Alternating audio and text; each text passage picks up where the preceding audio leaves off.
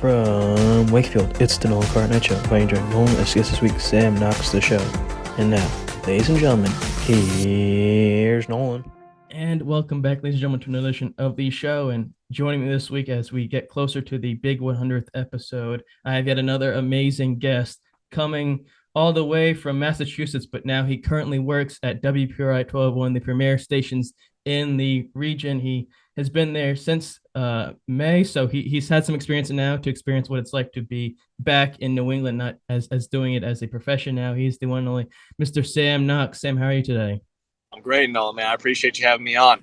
Well, of course, as we said before, I've had some of your colleagues and those who have worked there prior to you getting there. So it's a treat, especially to have someone like yourself to be willing to do this, especially, when they have bigger and better things, I'm sure, to be doing, especially work related. So it's a big treat for me. Again, thank you. I sort of like to start as this, and not to sort of dampen the mood already, but you've experienced it, maybe not just personally, but professionally, where the field of broadcast media has been affected by the pandemic, by not being able to go in person and things of that nature. So for you, especially, just been in the field for a few years now, what's it like to experience that where things have sort of quote unquote calmed down? Yeah, for sure. I mean, I started my career out in Rockford, Illinois, and I moved out there in May of 2020. So this was like at the center of all this chaos that was going on. So I moved out there. There were a lot of these Zoom calls and a lot of virtual things, and not a lot of sports going on. And to fast forward 2 years and to be back home and to be covering stuff that's in person, it's pretty surreal to think. If you told me 2 years ago that we'd be back to 100% pretty much normalcy, I don't know if I would have believed them, but it changed a lot, because for good and bad. The best thing that came out of it was, you can hop on a Zoom for the Patriots or the Celtics or the Bruins, and not really miss anything, rather than going there and having to go there in person and shoot it yourself. So that's a great part about it. But yeah, being there's nothing like being in person and doing things in person. That's just what it's all about. Seeing someone in person is different than seeing them on a screen. So Sure. It's definitely it definitely changed. But I think that now we're back to a lot of what we knew before. Sure. And I think it benefited the broadcast industry. I don't really see many areas where it would hurt. The only thing that I would say is maybe you're just not interacting with the person in person. Sure. But it does make things more convenient. We talk about that sometimes. It's one of the beautiful things about Zoom and doing things virtually is you don't miss a whole lot, Sure. because a lot of these recordings are up and they're accessible. So that's probably the best part about it. Well, I'm sure from your perspective also, it's better to see grumpy Bill Belichick in person than having him trying to figure out on Zoom, because he's, I'm sure, Greg Popovich-esque, where he doesn't want to be there, especially on Zoom. I also like to ask this question to those at the beginning, and it's sort of interesting to hear their takes, and it's sort of, I've learned that's a humbling experience that they've learned about themselves and how to be patient. But for you, what has Sam Knox learned about himself that during the pandemic that he didn't know about himself prior to it? Yeah, no, that's a great question. I learned that I can be independent. I can do a lot of things on my own. I can make my decisions. In college and stuff, obviously you're dependent on your parents and your family, and still to some extent, obviously you always will be, because they're your family and you want them to be there for you, which they have been. I learned to cook. I learned to do like a lot of things on my own. I learned that I can handle moving across the country if I needed to. I like to think I did a really good job with that, and made a lot of great connections. I just grew in every aspect of my life, and I like to think of it as it was almost like a grad school going out to Rockford for my first 2 years, because not that it wasn't as big or serious as it is here in Rhode Island, but you go and you start your career and you make a lot of friends, and everyone's pretty young, and that's what it's like in your first TV market. And I just made a lot of great connections. I met a lot of great people, and I learned a lot just in general about being an adult and being independent, having to make a lot of decisions on your own, and being literally 16 hours away from home.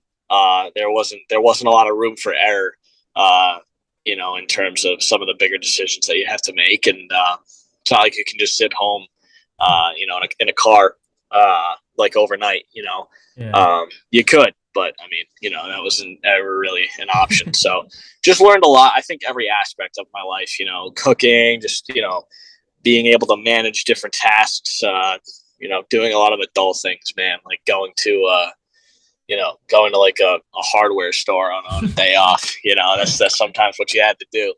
You had to fix a drawer or something, and you're like, man, I never thought I would be doing dad activities in the middle of a Tuesday or something, but here we are. So but yeah, man, I would say just every aspect, mostly being independent, learning how to cook, and make friends outside of what I knew, because I had to. I moved out there. I had no one else. It was just me. Sure. So met a lot of great people, and they were great. Well, it pushes everyone. I think I don't think I should say I know, not to sound egotistical, but pushes everyone out of their boundaries the last few years to do new things. And something like this, reaching out to people who you might not necessarily know, and then realize, you learn from these experiences, knowing that you can sort of achieve anything. And I think that's one positive you can look away from this stuff. Your colleague Maury has shared, not just on here, but in elsewhere, other interviews and in public and whatnot, of his relationship with sports between him and his grandfather, and how he knew from an early age of what his life was going to be like with sports and how that was going to go about. For you, besides going to school where Emmerson was a top tier school for film and media, your relationship growing up in Massachusetts with sports, not only as a recreational aspect, but maybe professionally outside of school. Yeah. So Don Orsillo and Jerry Remy. That's my first real look at loving sports from a broadcast and TV perspective. Watching Red Sox games growing up, similar to Maury, and I've heard Maury tell this story too. Is you mute the TV and you give him your own play-by-play or report on the game. There were many times I had to mute Don Orsillo or Jerry Remy because they were just so elite on Nesson. But yeah, that's what I would do, and I loved it. And growing up with guys like Stuart Scott, Stephen A. Smith, still love him. There's so many great sports talent in the media that were accessible to me. I got to meet Bob Ryan in high school. He's beloved in the Boston area for sure. And, I think that my love for it just came naturally with sports, just because I was born. My first word was ball. And, it's pretty funny how it works that way, but I was always just naturally attracted to sports. And, that's what I wanted to do. I just wanted to talk about it. And I always found a way to do that wherever I was. And I'm like, man, this would be cool if I could do this for a living. And yeah, it worked out, and I'm very lucky and fortunate, because the jobs are few and far between sometimes, and I'm fortunate, man. I really am. And but like growing up in such a rich sports environment in the Boston area, Worcester County, there was a lot that happened when I was a kid. Tom Brady takes over in 01. I was only 3. I couldn't remember Drew Bledsoe. And, then the Sox win in 04. They break the curse. Bruins win in 13. Celtics in 08. So by the time I was 15 years old, man, every single major sports team in Boston won a championship, and not many people could say that. So that definitely ignited it. The people I've had on from your realm of professional life, of broadcast journalism or broadcast media, have sort of shared and sort of illuminated the aspect that when they played sports, they knew that they probably weren't making the major leagues or the NFL or things of that nature. So they sort of realized, well, this is the next realm for me to do in broadcast area. And maybe you might have realized that during college or prior to it. Do you remember a moment where you realized when you were broadcasting something that, hey, my skills here are pretty elite. I could possibly do something with this? Yeah, I mean, it's funny because in high school I had a teacher that went to Emmerson, and he was our media teacher, and we had this pretty legit TV media program that we would shoot games and do play by play and stuff, and they would actually end up going on cable at a later date. They were taped, but growing up, I knew what I wanted to do. A lot of people knew me as kind of like the sports, guy, the guy who wanted to be on TV or radio one day, and yeah, I was the public address announcer for our high school basketball games. And it was just it wasn't like and I knew from an early age that I wasn't going to be playing professional sports. I was always very realistic with myself. Just looking at the numbers of who can be a pro athlete. Obviously, if anyone could be, we'd all be wanting to be a pro athlete. There's no doubt. But there's also a big need for people like us in this industry to tell those stories of these athletes. And I think of that as a blessing in itself. And there's a lot that pro athletes also, that they deal with, that it's always like the grass isn't always greener. Sure. If you're a pro athlete, some of them probably wish they could do what we're doing. Some of them do that once they retire. So, yeah, I think it wasn't necessarily like a, I obviously I knew from a young age that I wasn't going to go pro playing baseball, but that's why I chose Emmerson, because I knew I wasn't going to play Division I, and I knew that was going to be the best opportunity for me to study what I wanted to study, and at the same time still at least get 3.5 more years of playing baseball before COVID stopped our senior year. Well, you just mentioned the teacher you had who was at Emmerson or worked at Emmerson and attending there. In URI and other schools across not just New England have media departments and student broadcast centers, and URI specifically has done a great job over the last few years, really developing and growing and improving, I should say, the Harrington School of Communications. But though it's not near the same level as the gold standard, which is Emmerson in terms of film and media stuff. What stuck out to you besides maybe the idea or concept of how good of a school it was for that to attend there for your studies? Yeah, I mean, it was, and it's interesting you say that, because I look at it when you're interning somewhere, or when you go someplace where there's a lot of people from the media.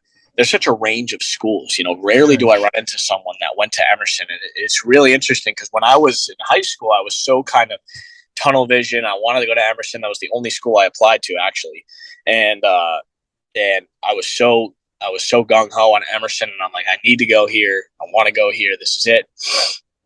But then you go, you meet a lot of other people, and are at schools like URI, and you could go anywhere. And if you make the most of your opportunities there, and if you really carve out, a spot where you can really just like hone in your craft, you're going to be successful no matter what. It isn't necessarily about where you go; it's what you do with it, really. And that is so true. I've seen people from UMass. I've seen people from Worcester State. I've seen people from state to private schools, all in wherever. Arizona State coming over here, and then you have Quinnipiac, where Maury went, URI, PC. There are so many different schools that have resources, and it's not, Emerson was great, but it's not a perfect school by any means. Sure. And, there were definitely some things that I, looked at and I wish I could have gone to a little bit of a bigger school, just because, you get that game day feel, like at Rhodey, or at the football games, and it's Division I, and it's a huge deal. Not like SEC, but still, even down at SEC schools, people find their way to New England, and you talk to them about what their experience was in college. It is 110% all about the experiences that you get, than what you make out of them in college, because you can go to Emmerson and not really join things and kind of just, mail it in and graduate, and then all of a sudden it's over. But what gets you to where you go after that are the experiences, the internships, just the willing to get to where you want to be, and that can come from any college. And I so believe that it's where what you do with your opportunities, not where you go, and that's so true. And it's really, if someone goes to a state school, a small Division III, small school, community college, it don't even matter. If you got the talent and if you want to put in the work, you will be successful. And you've seen it before, and it's so true. It would, no matter where you come from, if you have that drive, it'll put you in a great position to succeed. And that is something I'm 100, not even 99%. I'm 100% all in on that. You talked about internships and people from, I've seen people my age from URI who have interned for different sports departments at different stations, NBC 10, WREX 12, ABC 6, and so on and so forth. They all go to each one, or at least they probably do that just to get experience as much as professionals do. Yep. If my research is correct, you interned at a few, but you also interned at a station here in Rhode Island. Did you ever think during that time that maybe, hey, I'd like to work at this station, or was it just something that if it happened, then it would happen with a stroke of luck? Yeah, that's it was pretty much kind of like that. I mean, when I was there, I mean, I gotta say, Nick Coit and Ian Steele are two great guys, and I interned with them, and they're fantastic, and they're pros. They really are in every facet of the industry. So when I did intern there, it was certainly like, oh, this would be cool, And keep in mind that summer I interned, the Red Sox go on to win the World Series, and then this was the training camp. The Patriots were going to win against, they were going to win the Super Bowl against the Rams. So you're like, yeah, this would be sweet. But yeah, a lot of that stroke of luck that you mentioned, that's what I was kind of hoping would happen, because you don't see spots open regularly in the Northeast for sports, especially in the Boston metro area, Providence area. So it's funny because when I was getting to the point of when this could be a possibility, I'm like, oh my goodness, I interned in the same city 4 years ago, and now I'm working here full time. It's really funny how it all panned out. I'm curious though. You mentioned earlier on being out in Illinois, Rockford, for WREX. Yep. How did you adjust that growing up on the East Coast in sunny New England, beautiful New England, to then going out west, to the Midwest, where it's a predominant area where they're big on their college sports and high school sports as well? Was that something that was hard for you to adjust to, or was it something you were looking forward to do? It was more of like, it was funny. It's when I moved out there, I had never been more prideful about Boston sports in my life, because yeah, they like pro sports, but you're right. They love their college, they love their high school. But when you go somewhere and there's not like a lot of people like you around, where you're a Red Sox, where you're a Celtics, Bruins past fan, it's like, man, these people got to know that I'm a Pats fan. I want them to know who I represent. Sure. And it was an adjustment for sure. There wasn't really people you could talk to about New England sports there, because they didn't understand, because you're not there. But I mean, it was a good adjustment, because the high school sports scene there is awesome, and it is here too. It's always great wherever you go, and like I said, it's what you make of it. But yeah, it's Big Ten country for sure. And college sports are bigger out there. There's a lot more grass fields and cows too, so a lot more cheese curds and all that stuff that we don't have a lot of here. So yeah, I mean, it was an adjustment, but it was a good one, because it got me away from the pro sports a little bit, and I got to focus more on local sports, high school, college, and whatever. So it was a good experience. What, if you can remember, because it was over the span of 2 years, what early experiences can you remember that you still hold to yourself today now that you're working here in Rhode Island at WPRI 12?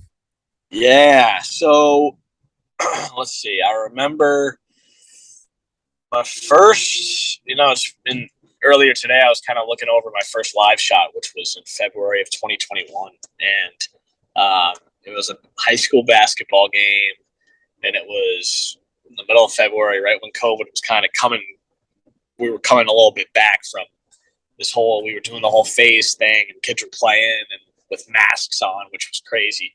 But some of the experiences that I hold probably were very predominantly surrounded around the high school atmosphere. I had this segment called the chemistry quiz, where I would have these kids hold up a whiteboard and I would ask them a question about their friend, and they would flip it at the same time and see if they had the right answer. They would be standing on the opposite side of me, and I would ask them both the same question, like what's his favorite candy or whatever. And it's something that blew up out there.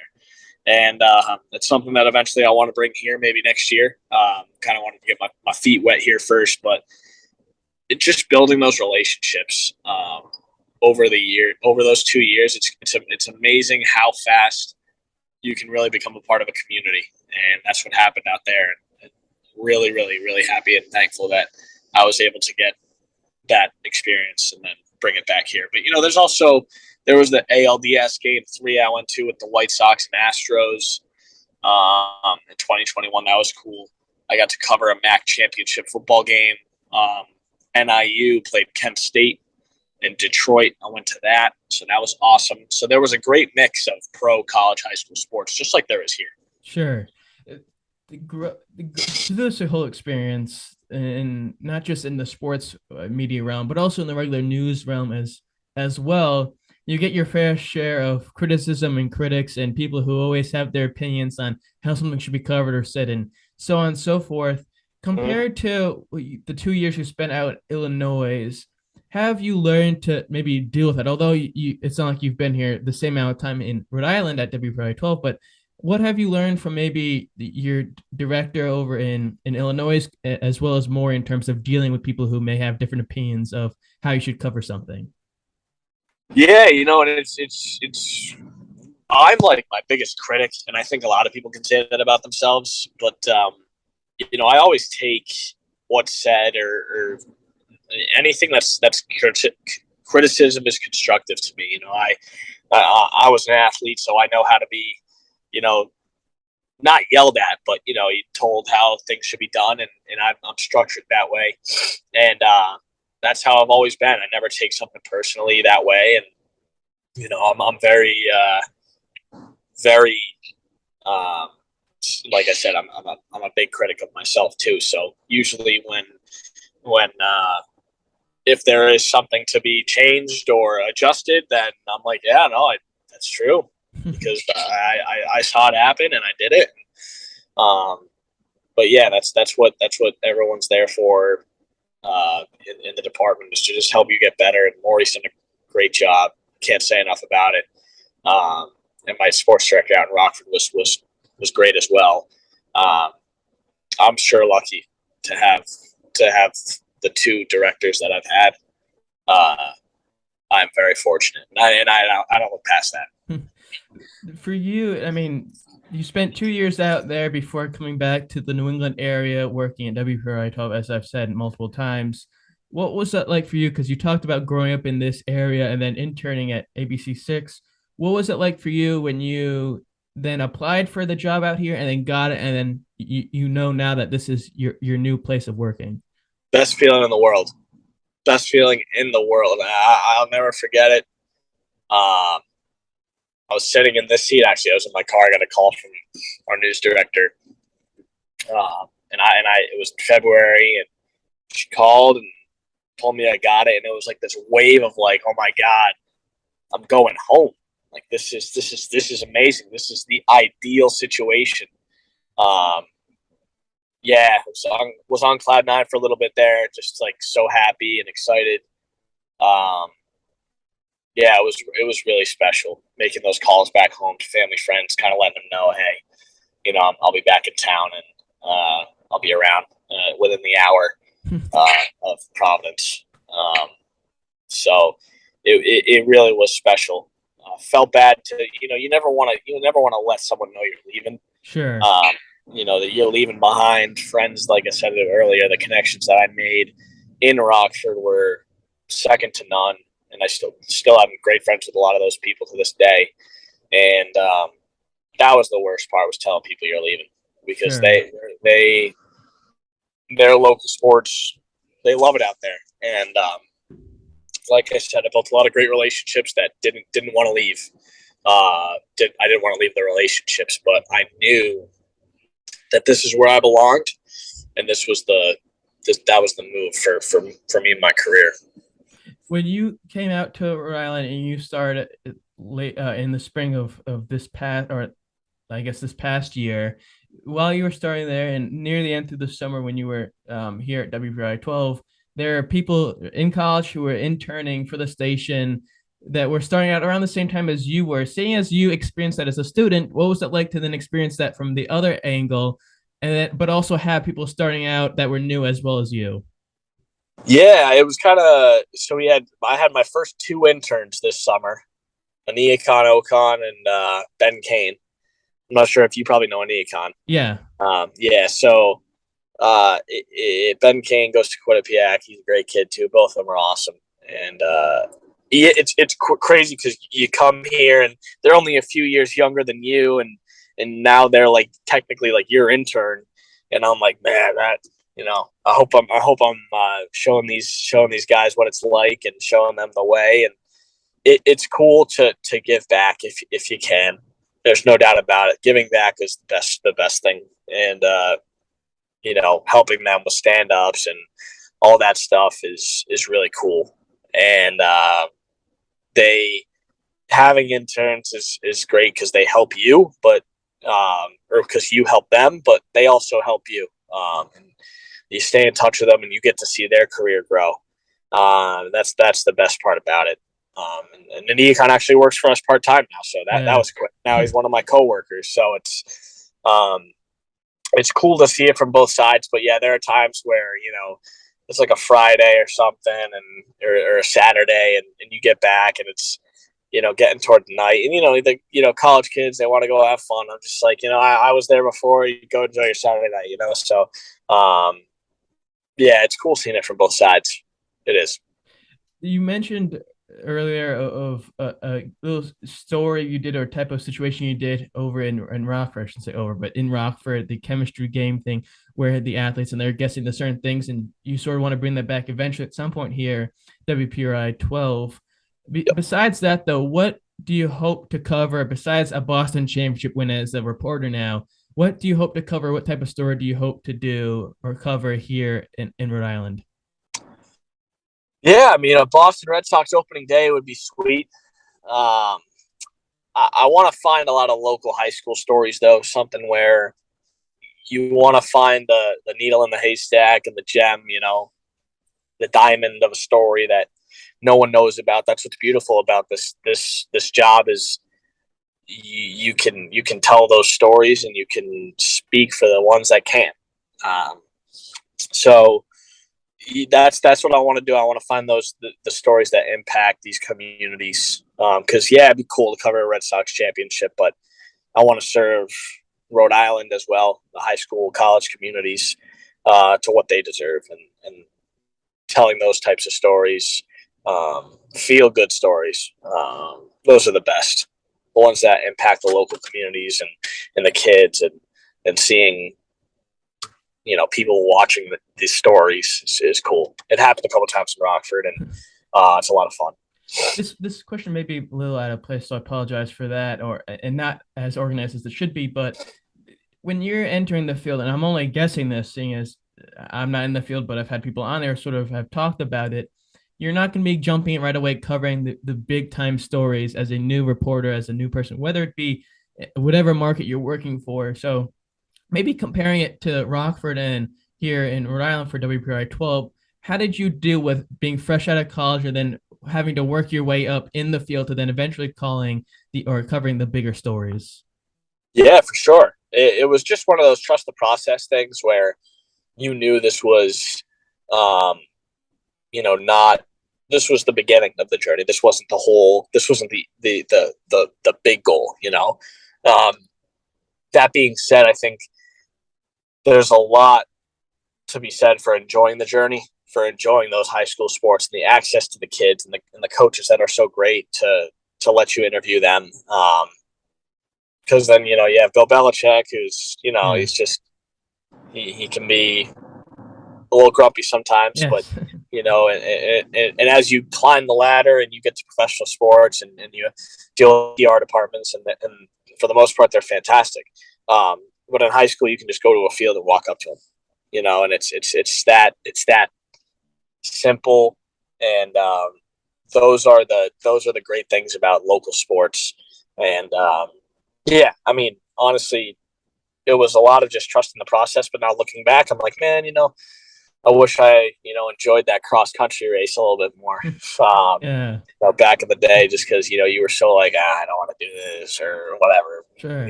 really early in your career. But taking it in and enjoying it, because one day you miss it. Sure. You miss it and you learn to appreciate, as I'm sure you appreciate the smaller things, as you said, during the last 3 years, the pandemic almost. And before we end here today, I want to end on a little game called the One Word Challenge. So in this segment, I'll throw out a few names or people or places or things. My guest this week being Sam Knox. He has to do his best to say a word or two or sentence that best comes to mind when he hears the phrase. So Sam, are you ready?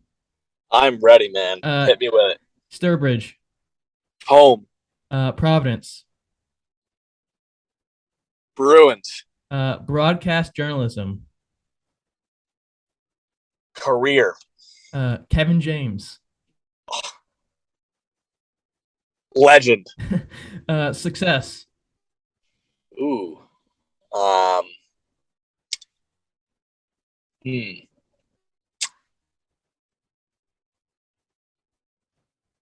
Being happy. Okay. And last but certainly never least, in the cosmic universe we all live in called Earth, Sam Knox. Just 3 words, okay? Go for it. Ball of energy. That's a new one. That's one I have not heard, but yet again, that is a good answer. Well, Sam, I want to say sincerely, as I've said before, thank you for taking the time.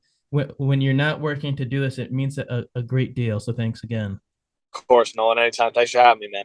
Well, for all those out there who enjoy this, because who the hell wouldn't? And down the line, when Sam wins his multiple Emmys working at WREX 12 for his stories, especially on the chemistry quiz, when he brings that here to around with success, you're going to say, holy crap, I should subscribe. And subscribe, share, follow, comment, all that fun jazz so it blows up to the level of Joe Rogan, but bigger. And then follow on Twitter, Nolan Current Night, and on Instagram, Nolan Current Night Show. In the words of Johnny Carson, the dean of talk shows, I bid you a heartfelt good night. Till next time, take care.